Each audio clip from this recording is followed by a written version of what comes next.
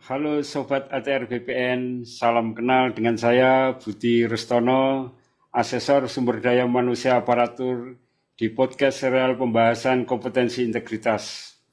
Bersama saya telah hadir narasumber Ibu Nunung Sofiati dan Bapak Danang Wijanarko. Apa kabar Ibu dan Bapak? Alhamdulillah sehat Pak Budi. Alhamdulillah sehat Pak Budi. Beliau ini adalah asesor sumber daya manusia aparatur ahli madya yang pada kesempatan ini akan berbincang-bincang mengenai seputar kompetensi integritas. Sebagaimana kita ketahui bahwa penting bagi peserta asesmen kompetensi manajerial dan sosiokultural untuk memahami kompetensi integritas. Tentu saja tidak hanya memahami definisi kompetensi integritas. Peserta penilaian kompetensi juga harus memahami indikator perilaku pada masing-masing level dari kompetensi integritas. Sehingga pada saat melaksanakan proses asesmen kompetensi manajerial dan sosiokultural dapat menunjukkan bukti atau eviden pada level tertinggi dari kompetensi integritas yang benar-benar dimilikinya. Ada 5 level dalam kompetensi integritas. Namun pada kesempatan ini kita akan bahas hanya sampai pada level ketiga. Sobat ATR BPN, untuk mengetahui lebih jauh apa kompetensi integritas tersebut, tanpa memperpanjang waktu, yang pertama, saya ingin menanyakan kepada Ibu narasumber, apa definisi kompetensi integritas yang dimaksud dalam kamus kompetensi. Kesempatan pertama saya berikan kepada Ibu Nunung Sofiati. Silakan Bu. Saya langsung saja ke definisinya Pak ya. Silakan, baik Bu. Baik, dalam Permenpan RB nomor 38 tahun 2017 di situ disebutkan bahwa definisi kompetensi integritas adalah konsisten berperilaku selaras dengan nilai, norma, dan atau etika organisasi dan jujur dalam berhubungan dengan manajemen, rekan kerja, bawahan langsung, dan pemangku kepentingan, menciptakan budaya etika tinggi, bertanggung jawab atas tindakan atau keputusan, beserta risiko yang menyertainya. Nah, dalam memahami kompetensi integritas ini, saya akan mengajak kita semua melakukan self-assessment, Pak, dengan memperhatikan indikator perilaku dari masing-masing levelnya. Demikian, Pak Budi. Baik, terima kasih. Ibu Nunung Sofiati tadi sudah menyebutkan definisi umum tentang kompetensi integritas. Barangkali Pak Danang bisa menjelaskan kompetensi integritas di level 1 seperti apa Pak Danang? Baik Pak Budi, terima kasih. Nah, di level 1 ini pada kompetensi integritas ini cukup menarik ya Pak Budi ya. Yeah. Jadi dia tuh mampu bertindak sesuai dengan nilai, norma, etika organisasi dalam kapasitas pribadi. Jadi masih dalam diri dia sendiri nih Pak Budi. Di mana di indikator level 1 itu dia bertingkah laku sesuai dengan perkataan atau berkata sesuai dengan fakta. Nah, untuk indikator yang selanjutnya adalah melaksanakan organisasi dalam lingkungan kerja sehari-hari pada tataran individu atau pribadinya. Nah, pada level indikator yang ketiganya adalah tidak menjanjikan atau memberikan sesuatu yang bertentangan dengan organisasi. Jadi bisa dibilang salah satunya mungkin bisa mendahulukan introspeksi terhadap diri sendiri daripada melihat kesalahan orang lain Pak Budi ketika berhadapan dengan kesalahan atau kegagalan dari orang lain itu sendiri. Atau juga bisa melakukan hal-hal yang sesuai dengan yang diperintahkan dari pimpinan nih. Yang diinstruksikan dari pimpinan karena adanya penugasan dan pengawasan dari otoritas yang lebih tinggi.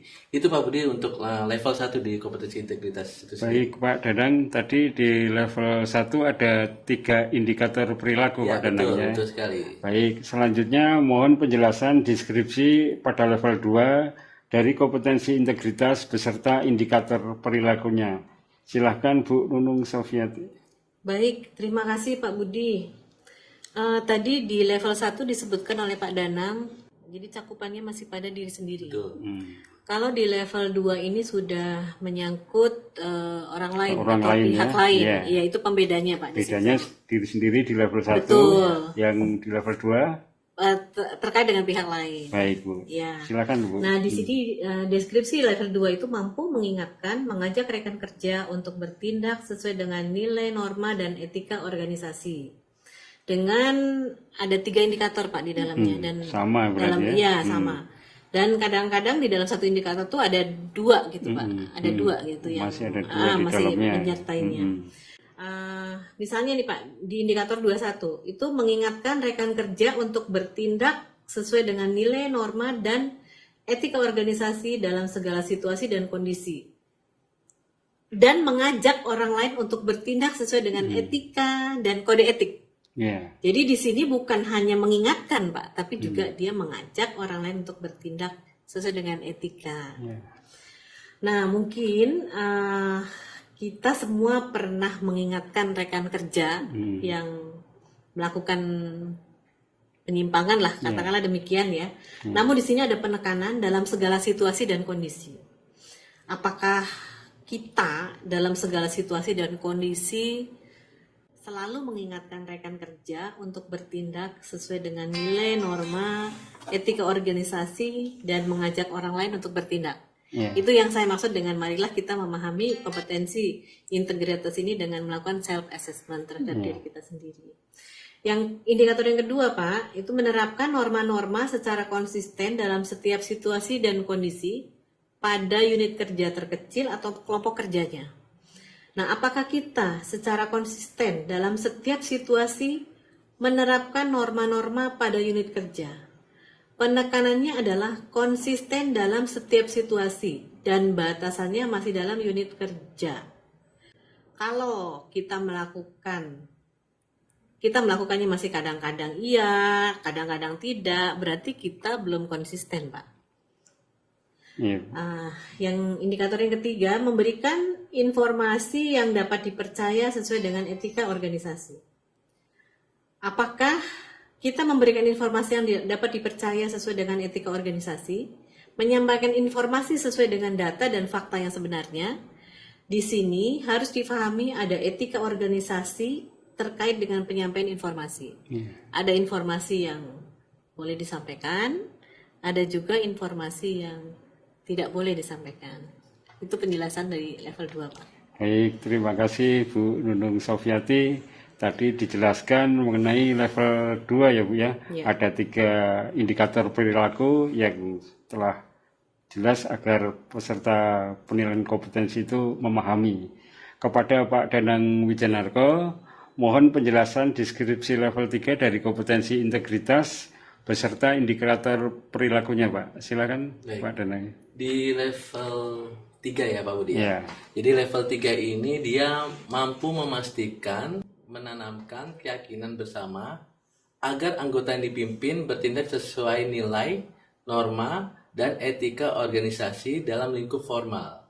Nah, adapun indikator di level 3 ini adalah memastikan anggota yang dipimpin bertindak sesuai dengan nilai, norma, dan etika organisasi dalam segala situasi dan kondisi. Nah, indikator selanjutnya adalah mampu untuk memberikan apresiasi dan teguran bagi anggota yang dipimpin agar bertindak selaras dengan nilai, norma, dan etika organisasi dalam segala situasi dan kondisi. Nah, indikator yang terakhir adalah melakukan monitoring dan evaluasi terhadap penerapan sikap integritas di dalam unit kerja yang dipimpin. Jadi level 3 ini setara dengan unit kerjanya Pak Budi. Adapun di kehidupan sehari-hari bisa semacam kayak memegang norma, etika, kode etik sebagai nilai yang diyakini kebenaran dan harus dijalankan Pak Budi di unit kerjanya. Atau bisa juga dengan menyatakan pendapat secara asertif atau berani terbuka, tapi tanpa menyinggung perasaan orang lain untuk mempertahankan konsistensi atas norma dan etika yang berlaku dalam organisasi itu sendiri Pak Budi. Itu yang level 3 dalam kompetensi integritas Pak Budi. Baik, terima kasih Pak Danang Wijanarko. Itu tadi di level 3. Jadi di tiap-tiap level itu ada masing-masing ada 3 indikator perilaku ya. Demikian tadi penjelasan deskripsi kompetensi integritas dalam kompetensi manajerial. Sebelum kita tutup, barangkali ada kiat dari para narasumber agar ASESI ini bisa lebih sukses dalam melaksanakan atau mengikuti kegiatan asesmen kompetensi manajerial. Yang pertama dimulai dari Ibu narasumber, Bu Nunung Sofiati. Silakan Bu. Ya, terima kasih Pak Budi. Ini mungkin juga bertanya-tanya ya. ASESI itu bertanya bagaimana sih cara saya itu sukses dalam dalam asesmen itu. Kalau menurut saya sih mungkin begini Pak, yang dikatakan sukses itu adalah bahwa ASESI itu mampu menunjukkan level perilakunya dia yang tertinggi gitu. Jadi dengan demikian itu dia dinyatakan memang memenuhi standarnya atau bahkan bisa melampaui dari standar yang ditentukan. Terus juga ada beberapa catatan yang mesti diketahui oleh ASESI ya dalam penyiapan pelaksanaan kompetensi. Yang pertama, memahami maksud dari asesmen kompetensi itu sendiri. Jadi dia bisa mencari referensi atau mencari informasi nih, ini untuk penilaian kompetensi atau pemetaan gitu kan Pak ya. Yang keduanya, level yang harus dipenuhi oleh masing-masing jabatan sehingga ASESI itu harus tahu standar kompetensi jabatannya Pak. Terus catatan lainnya mengenai metode dan instrumen asesmen. Jadi dia sudah menyiapkan diri, kira-kira dia punya gambaran nanti dalam melakukan asesmen itu dia mau menggunakan instrumen apa saja gitu. Iya, dia mungkin bisa punya mencari informasi dulu. Kan kita banyak tersedia ya dari media sosial itu. Jadi bisa jadi misalnya menggunakan instrumen LGD atau dia analisis kasus. Ya, betul, atau instrumen lainnya gitu kan. Atau mungkin wawancara gitu. Menurut saya itu saja Pak, dari saya Pak. Baik, terima kasih Ibu Nunung Sofiati. Untuk selanjutnya Pak Danang Wijanarko Pak, silakan. Ya, kalau saya sih menurut pengalaman yang saya perhatikan ya dalam penilaian kompetensi. Jadi saya sering menemukan tuh peserta itu canggung terhadap seniornya.